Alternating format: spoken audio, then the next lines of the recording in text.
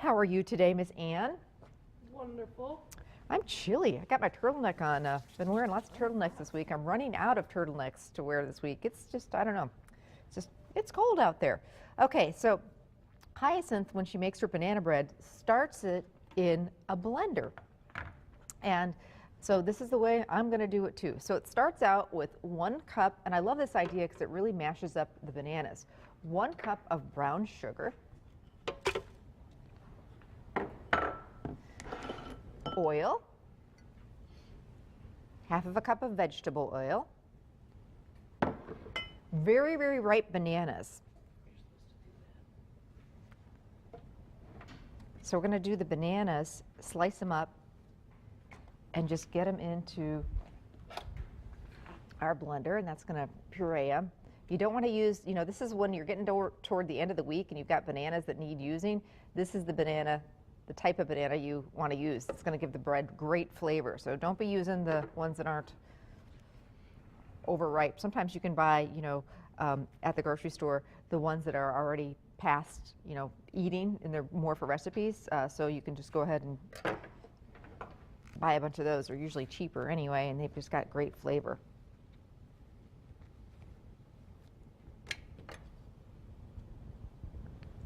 Lots of colds and flu and stuff like that going around.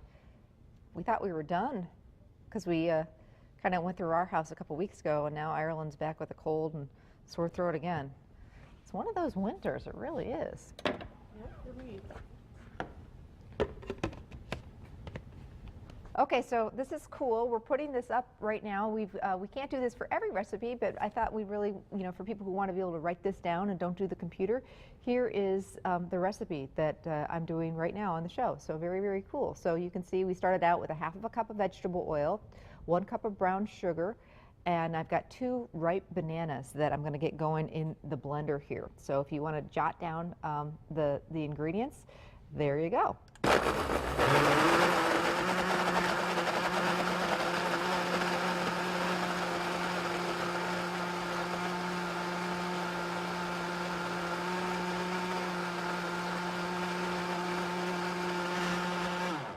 Okay, so now I'm going to add 1 egg at a time right to my blender. I think this is a neat way of doing this.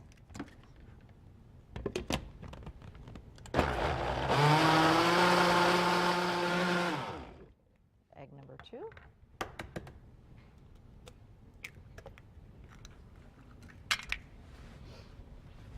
Had that Tuscan bean soup we made on the show yesterday for dinner last night. Oh my gosh, is that good?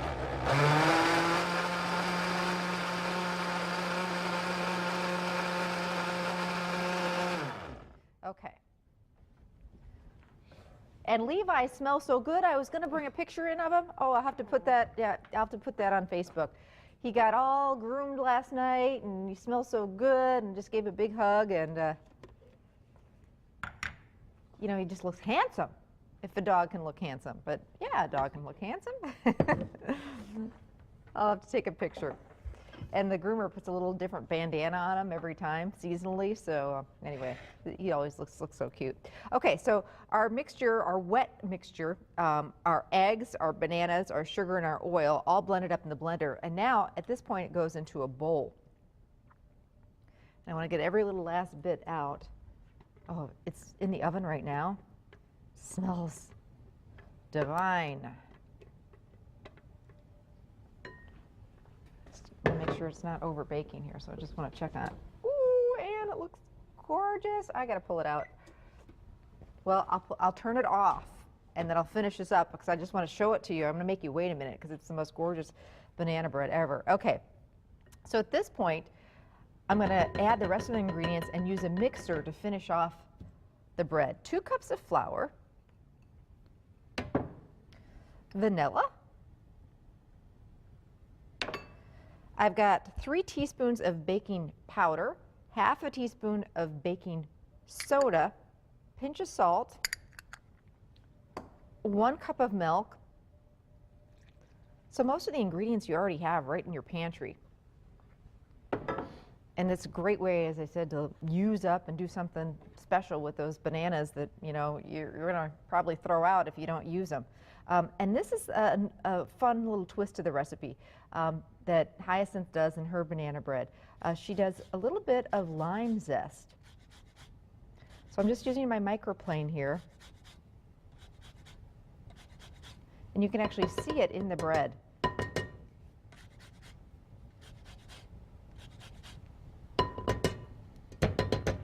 Now I'm going to use a mixer just to mix this together. And it mixes together really easily because we already have, you know, the blender did most of the job.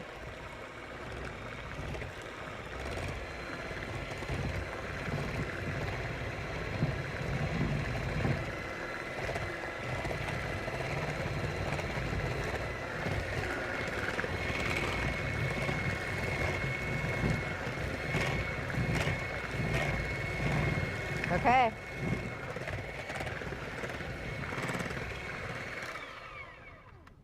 Butter a loaf pan.